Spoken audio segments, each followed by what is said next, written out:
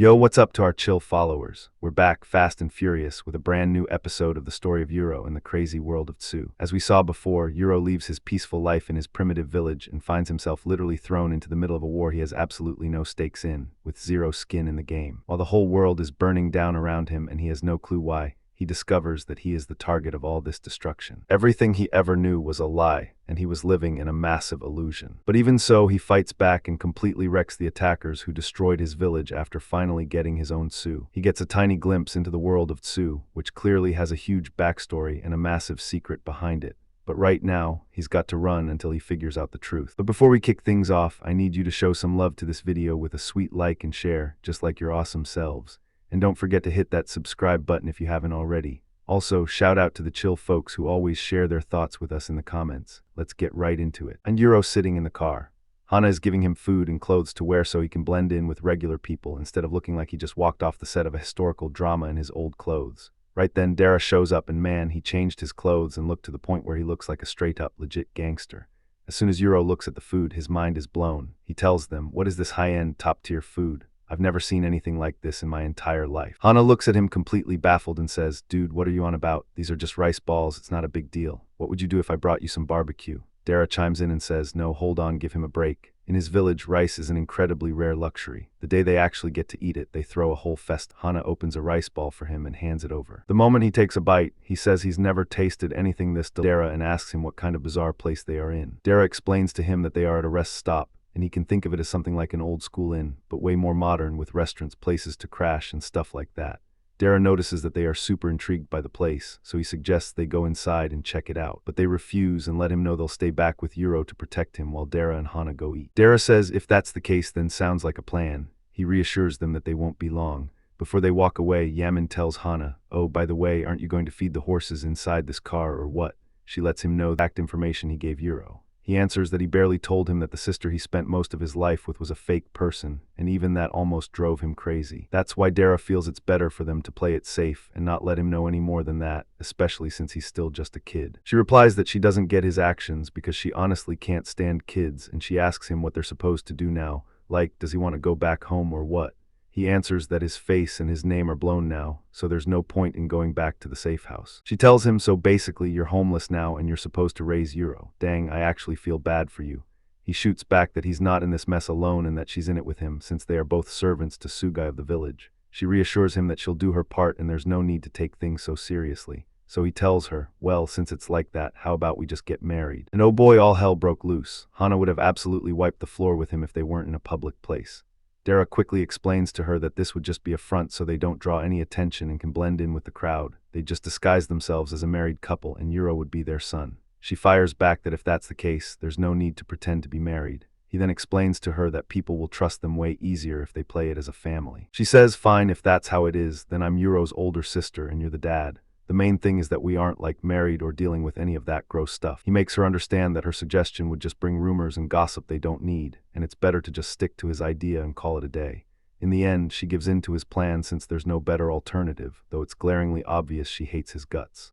Meanwhile outside, Yamin was carefully inspecting. Shama answers him that the world has evolved. At the same time, they are hungry. They reassure him that he doesn't need to worry his head about them because they don't need to eat like humans at all. Yuru says, "Alright, if that's the case then awesome, let's keep things casual and completely real, but there's something super important I need to know." He asks them to fill him in on absolutely anything they know about him and his sister. Yamin tells him, "Alright, listen up, man. This whole thing started a long time ago. We've been sitting at the village gate protecting it for 400 years, and we haven't seen anyone except the people coming in and out. We have zero clue about what actually. Later, we started seeing you going out with your mom and dad, especially when your dad used to take you hunting with him." Yuru replies that he remembered that. They had never actually seen his twin sister until now, so they assumed she got sick and passed away or something like that. But about 10 years ago, they were shocked to see his dad and mom escaping and leaving the village, carrying a little girl whose scent was exactly like his. Yuru says, "And then that girl grew up and came back to attack the village. And here I thought our dad and mom just abandoned us and ran away. But it looks like I'm the only one who actually stayed in the village." Sadness shows on his face because he is now completely alone. But he continues, saying that now he must find Asa because she most likely knows where their dad and mom are. His train of thought is cut off when he sees Dara and Hana coming back, and Hana looks like she's about to blow a fuse from anger. He asks her what's going on. She answers that from this day forward, they're going to be responsible for him. Dara lets him know that they are moving out right now and asks him if he needs to use the bathroom before they hit the road. Yuru says, "No need, I already took care of business," and points to the trees behind the place, which is honestly the peak of grossness. Hana tells him, "Are you out of your mind? You are completely hopeless. And also, stop sitting on top of the car because you're going to draw attention like that." He actually gets down from the car and tells her, weird. Yuru retorts, "Wait, how? Yaman and Shama have been chilling on top of the car the whole damn time, and literally nobody said a word to them." Hana fires back to explain the reality of the situation, telling him, "Look, boss, regular humans can't even see the Tsugai." Yuru looks over at Yaman, completely dumbfounded, and goes, "Wait, for real?" Yaman backs up Hana's words, confirming that only Tsugai users can actually spot them. Shama chimes in, adding that they can show themselves to humans if they want to, and that there are actually some rare folks out there who just have the natural gift to see them. With that settled, they finally hop into the car and hit the road. As they're driving, Dara drops some quick knowledge on Yuru to bring him up to speed. He tells him about the Kagomori clan, explaining that they have a bunch of Tsugai users under their belt. Originally, they were actually part of the village, but they decided to pack their bags, leave the village behind, and live in the normal world because they had some massive creative differences and disagreements with the village elders. Dara tells Yuru that, in his opinion, it's best not to get tangled up with them so things don't get even more messy. He goes on to explain that there's a group of villagers living out in the normal world, and through them, a rumor spread that one of the twins was with the Kagomori clan. And as they all just witnessed firsthand, that rumor turned out to be 100%. Stands there and she asks him, terrified out of her mind, "Get the hell away from me, you animal. Don't you dare come near me."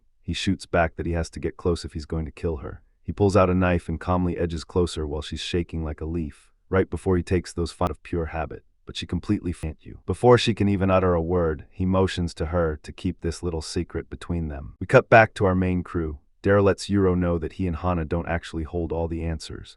All they know is that their family has been serving the village's Tsugai for generations, and they just inherited the family business. He explains that Yamaha was dead set on making sure nobody ever found the location of the village, and that the twins must never fall into anyone's hands. Their job description was pretty straightforward. Dara handles the intel and supplies, disguising himself as a merchant traveling back and forth between the village and the normal world. Hana, on the other hand, has literally never set foot in the village. Her entire operation is strictly on the outside. Dara wraps up by saying he has no clue what Yamaha and the rest of the village elders are actually cooking up in their heads, but he's just doing his job, obeying orders. The reason behind that, Dara hesitates for a few seconds. Seeing this, Yaman takes over to tell the story. He explains that there's an ancient legend in the village. It says that when a boy and a girl are born as twins on a day where night and day are perfectly equal, it's a bad omen, a sign that the world is about to enter a brutal era of chaos and conflict. As far as they know, the last time this went down was 400 years ago. Back then, the twins were born, and Japan ended up split clean in half east and west, with non-stop wars tearing everything apart.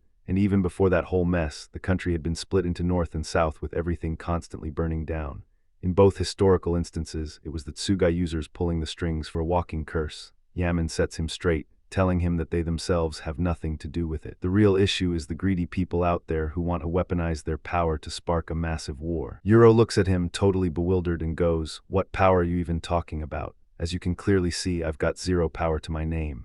Yaman replies. Yaman answers him, saying that even though he's got zero power right now, things are definitely going to change down the road. Shama pipes up to let him know that he's bound to unlock a unique power of his own. Dara jumps into the conversation and points out that Asa has most likely unlocked her power already. At that moment, Yaman fills them in, explaining that her power is probably the break, an ability that lets her open up and expose literally anything with ease, whether it's a barrier or whatever else. On the flip side, the power Yuru is destined to get, since he's her twin, is the seal, which allows him to close up and lock down anything. Hearing this, Dara asks them, has anyone ever managed to unlock both of these abilities at the exact same time? Shama answers that as far as they know, that has never happened in history. Hana asks, is it possible that the whole way the villagers are living is because there's something out there completely controlling them? Yuru nods and says that her theory actually makes total sense. He then asks Dara how the heck he used to get into the village while the barrier was up. Dara explains that there's a secret entrance to the village, but the path is super complicated and exhausting. He explains that this kind of thing happens every now and then. Someone gets lost, takes the secret path while trying to find their way back, and ends up right inside the village. At that exact moment, Yuru flashes back to when he was a little kid, remembering his mom telling him that she wanted to take them and leave the village so they could visit the place where she was born. The next round, Yaman and Shama are totally amazed by all the lights everywhere, and especially by the buildings, which are way bigger than anything they could have ever imagined. They mistake the high-rises in front of them for stone fortresses packed with soldiers. But Yuru sets them straight, explaining that these are just regular apartment buildings with normal, everyday people living inside. Shama goes, well, I guess that makes sense since it's the capital. It's bound to have tons of people. Yuro corrects her, saying that this is just a distant city. Shama looks at him and says, so out of this whole army of humans, you're gonna hunt down your sister, right? He answers that while Dara and Hana are nice and helping him out if they turn out to be connected to the conspiracy that forced his parents to flee the village, he won't be able to trust them. But even so, he doesn't fully trust Asa either. He wraps up his thoughts, saying that escaping the village with a baby definitely wasn't an easy task. That's why he absolutely has to face his mom and dad to find out from them what actually went down, and the only way to get to them is by capturing Asa and forcing her to take him to them. After thinking it over for a bit, Yaman and Shama agree to back him up. They all head back to Dara, who is waiting for them. The moment Dara wraps up his phone call, he lets them know that Hana found a solid place for them to stay, so they can finally catch a break from sleeping in the car. Right then, Yuro asks him about the phone in his hand, and Dara jokingly explains to him that it's a device that sends smoke signal messages. So what's going to happen next? What's waiting for Yuro around the corner? Will he actually manage to reach his mom and dad? And is he going to keep throwing hands and fighting with Asa or what? We'll find out all of that and way more in the upcoming episodes. But before you go, don't forget to drop a like, share, subscribe to the channel, and hit that notification bell. Leave your thoughts and theories down in the comments below. Catch y'all later. Peace out.